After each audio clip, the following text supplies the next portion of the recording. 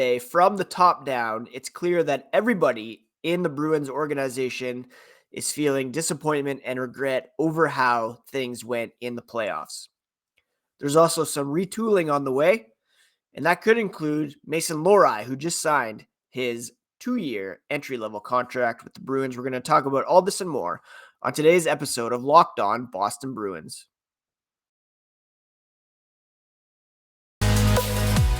You're Locked On Bruins, your daily podcast on the Boston Bruins. Part of the Locked On Podcast Network, your team every day.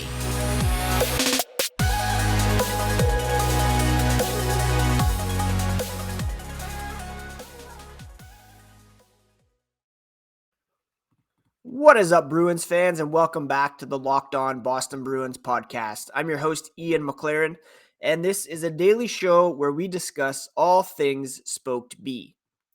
Today is Wednesday, May 10th, and I want to thank you so much for making Locked On Bruins your first listen every day. We are free and available wherever you get podcasts and on YouTube, part of the Locked On Podcast Network, your team every day. And today's episode is brought to you by Gametime. Download the Gametime app, create an account, and use code LOCKEDONNHL for $20 off your first purchase. Yesterday in Boston, the Brass met with the media to discuss a disappointing first-round exit after the historic regular season. I'm going to recap what was said by head coach Jim Montgomery, general manager Don Sweeney, team president Cam Neely, and CEO Charlie Jacobs. And also touch on Mason Lohrei signing his entry-level contract and what it could mean for the team next season.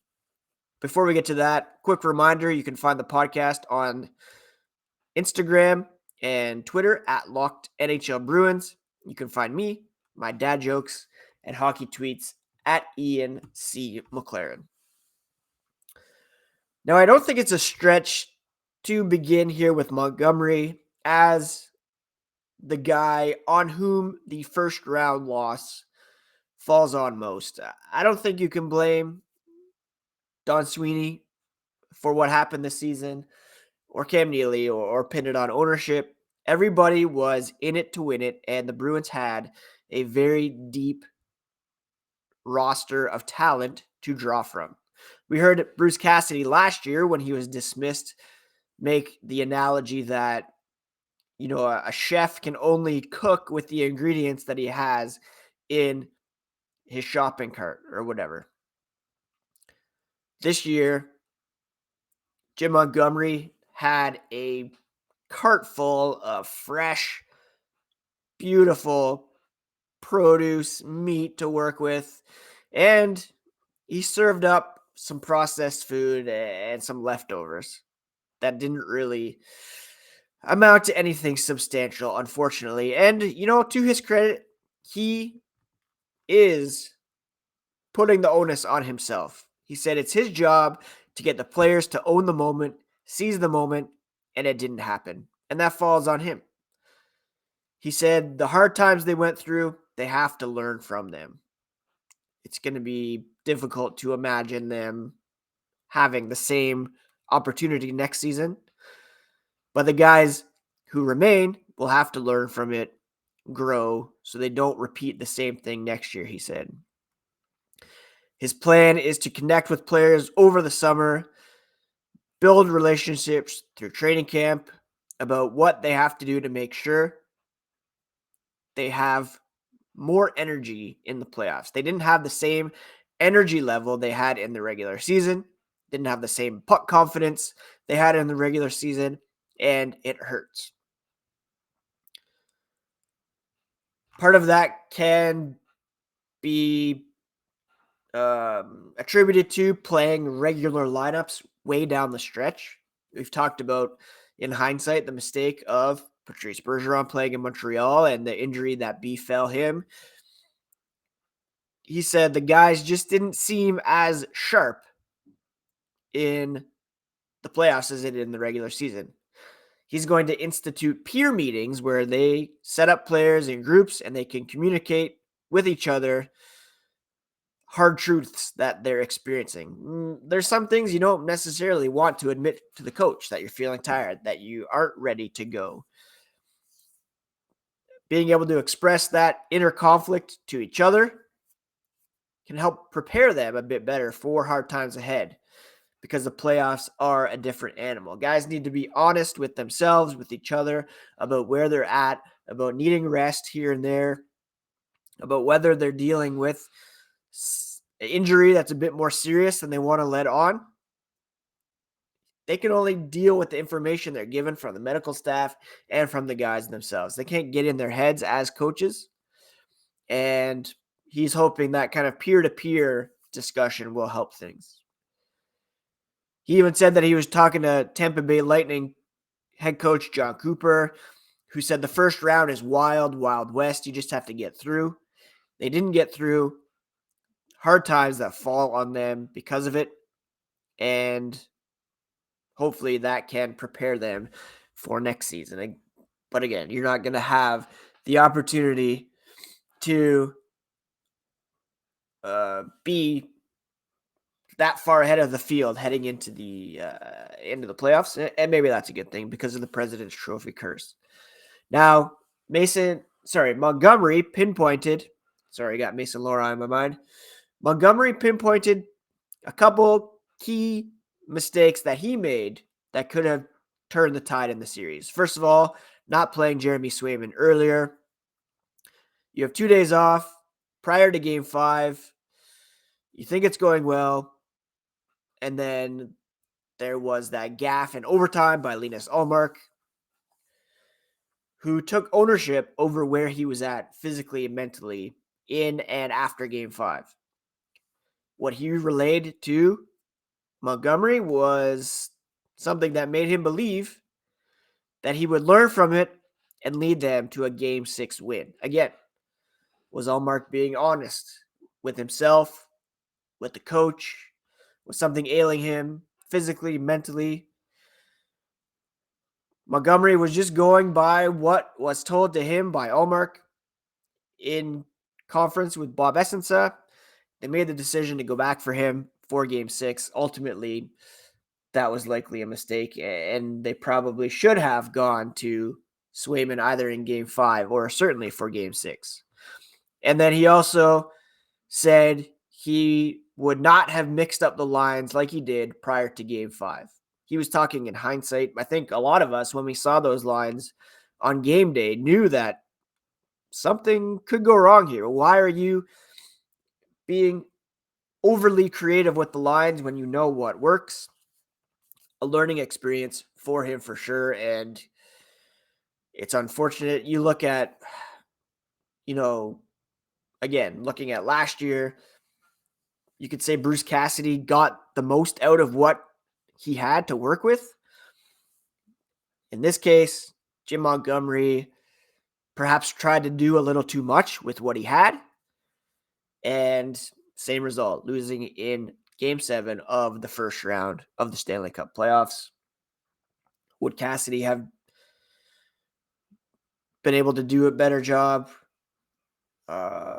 Should the Bruins have not entrusted Montgomery? Well, they didn't know that they'd have this opportunity, first of all, when they brought Montgomery in. Again, hindsight 2020. Montgomery hopefully will be able to learn from this as a head coach.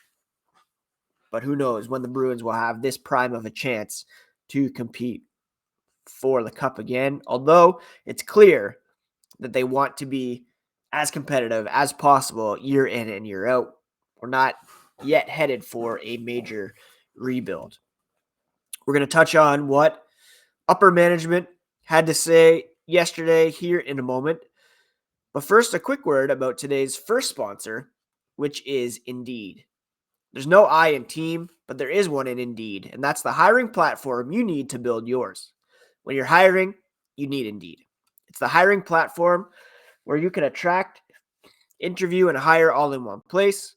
With Instant Match, over 80% of employers get quality candidates whose resume on Indeed matches their job description. The moment you sponsor a job, those matches are instant, hence Instant Match. Now, You can start hiring now with a $75 sponsored credit to upgrade your job post at Indeed.com/lockedon. This offer is good for a limited time, so jump on it today. Claim a $75 credit now at Indeed.com/lockedon. Terms and conditions apply, but if you need to hire, you quite simply need Indeed. Thank you so much once again for making Locked On Bruins part of your day every day.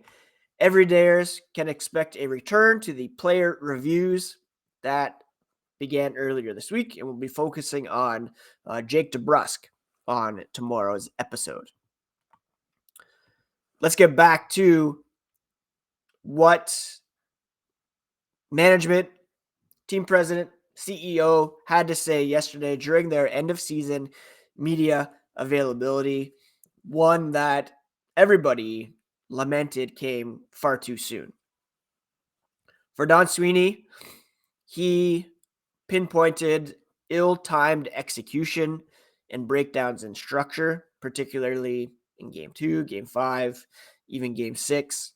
And the goaltending, which was fantastic for the regular season, was average, as was some of the team play overall.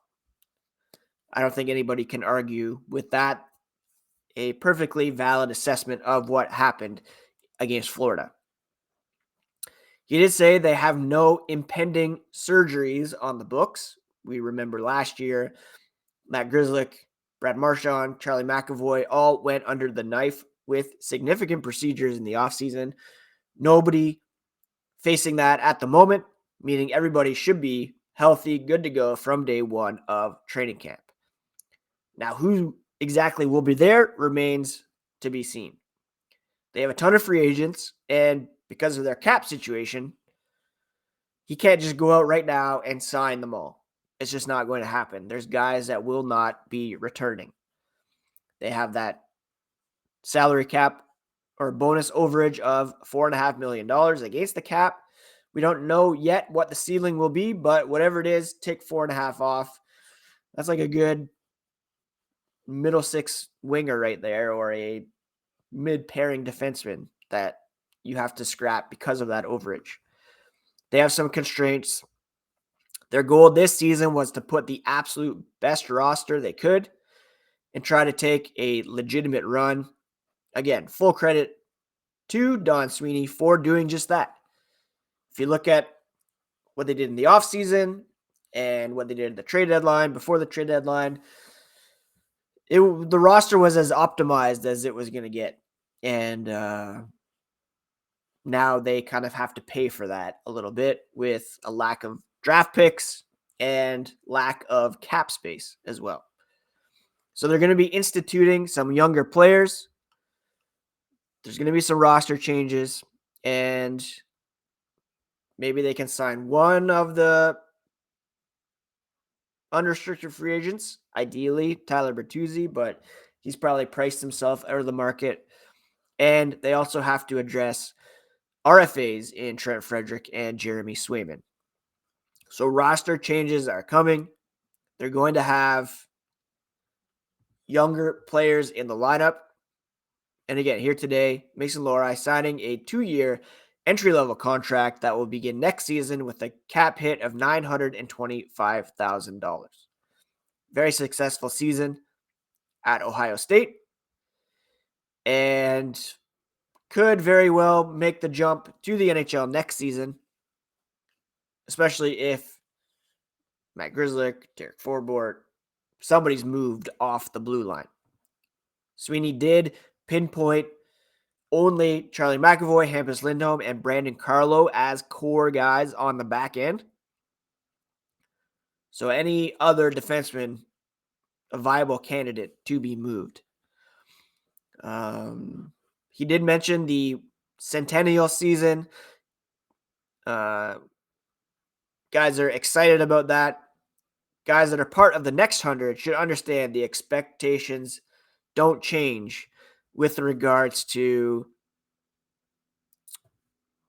taking leadership responsibility and fitting into the Bruins culture. For Sweeney, And you'll see that Cam Neely echoes this later on. It had a lot of 2019 feeling to it. Talking about a game 7 on the precipice of winning. Then now you're losing in the first round. Same sense of failure because you know that it's a missed opportunity, missed a massive opportunity. Not to push aside a historic season, but it's going to get lost in translation because of this end result. And I think we're all feeling that. I personally will look back on the regular season fondly. It was a great experience to watch, to see these guys rack up points, accolades, history, but there's still that empty feeling at the end of the day because they could not get the job done. So, as far as Don Sweeney goes, he's got a busy summer ahead. Again, they have a ton of free agents to either try to resign or part ways with. He hasn't told anybody that they will not be re-signed or at least attempted to. You got Nick Foligno, Tyler Bertuzzi, Thomas Nosek, Garnet Hathaway, and then, of course, Patrice Bergeron and David Krejci. There's no timeline for their decisions, but similar to last year, we'd like to see that happen before free agency so they can try to work something out otherwise to fill those holes. On the back end, Dmitry Orlov, Connor Clifton, UFAs, and then you could have Grzelcyk, Forbort on the trade block with some younger guys possibly able to step up, specifically Mason Lohrei, Jack Ashawn as well. Mike Riley will try to be moved to go along with possibly Grzelcyk or Forbort. So it's a tricky cap situation. It's an opportunity lost, and now they have to try to regroup, retool on the fly, but the goal will always be to remain competitive, according to team president Cam Neely. And we'll talk about what he had to say, as well as some comments from CEO Charlie Jacobs here after the break. Cam Neely, team president. First of all, I should say Charlie Jacobs came out and said there have been no calls from up high, meaning his father Jeremy, to make any changes. He said the general manager, team president, pushed all the right buttons to deliver the best possible team they could, and he applauded them for the work they've done, far from asking for a management change. He was asked about Jeremy Jacobs' thoughts. He said he talks to him every day. He watches every hockey game for the Boston Bruins. Frankly, watches a lot of other teams play too, he said. Do we believe that? I don't know. At first, the reaction was disbelief that they were out in the first round. And then, like all of us, all the fans, he wanted answers. He wants to understand how can this personally transpire. And there was incredible disappointment there. You can see that Jacobs didn't really go out of his way to compliment Jim Montgomery's job. It's clear that they believe Don Sweeney, Cam Neely did everything they could. Jim Montgomery made some questionable decisions. Ultimately, it's on the players to get the job done. It's on the players to hold those leads. It's on the players to score those goals, which they did. The offense was there. Unfortunately, the team defense and the goaltending fell off at the worst possible time. Cam Neely echoed Don Sweeney. You look at 2019, the loss in Game 7. This was a close second in terms of disappointment. A historic year. His concern was, are the guys going to put too much pressure on themselves because of the regular season they had? The expectations went through the roof. You recall the beginning of the season, the expectation was they'd probably be a wild card team, sneak into the playoffs, see what happens. But as the points kept piling up, going into the playoffs especially, you could see that pressure ramping up. They just looked like a different team. that they were afraid to lose rather than having the confidence to go out there and continue to wagon up like they did all season. And a couple guys, even at the exit meetings, actually apologized, saying, you guys gave us a wagon and we didn't execute. Players know when you have a chance to win and when you don't, and they knew they had a chance to win. They knew they had a chance to go deep. For whatever reason, they didn't play the way they played in the regular season. Game 3 for the Bruins, probably the best game, but confidence wasn't there. There was nerves. Narrative started to change. You win the President's Trophy. Teams rarely win the Cup. All those things, the outside noise maybe creeped in a little bit for Neely, especially, and for the players, definitely. However, there's going to be changes. We know that. There's going to be some players who can't fit under the cap. Some of those free agents. There's going to be some guys likely to be traded.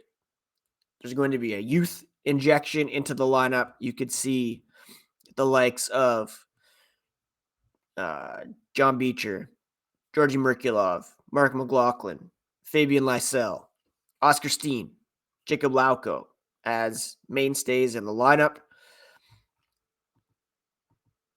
But they're going to try to remain competitive at the end of the day. Neely said the goal is always to remain competitive.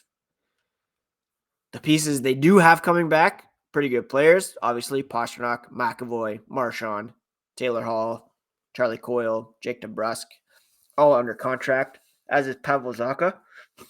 Excuse the tissue. Allergies are nuts today.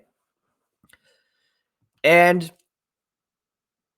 they got a taste of what the team could look like in games 3 and 4 without Krejci and Bergeron in the lineup. And those were arguably their best games of the series. They can still be a better team, but there's a lot of work to do in the summer. There's no question about it. And it's going to be a very, very interesting offseason in Boston as we see what decisions are made, who's retained, who's allowed to walk, who's traded. If they try to recoup some draft picks, they have no first-round pick this year or next, no second-round pick in each of the next 3 seasons. If they can recoup some of those picks, they'd be all the better for it. Looking ahead to, after the Brad Marchand era, it's going to get a little dicier for the Bruins. And it could get dicey next season as well, depending on how they're able to retool here on the fly. So that's pretty much it in terms of the biggest takeaways from the media availability yesterday with the head coach and upper management.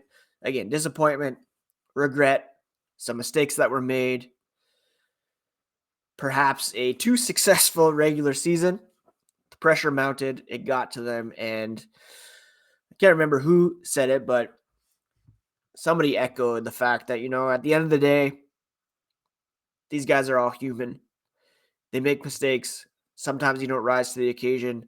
Sometimes what looks like a slam dunk on paper doesn't translate into real life. We move on. And that's kind of what I've been preaching on here as well. We press on. We get through the disappointment. And we'll all be back in September excited about this team. I'm not crying. These are allergies. Again, I thank you so much to everybody who has stuck with the podcast since this disappointing result.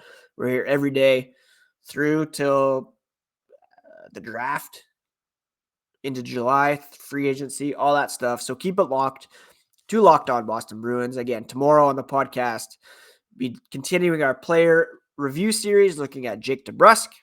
Everydayers can count on that. And we'll be here, again, daily, because that's what we're all about here on the Locked On Podcast Network, your favorite team every single day.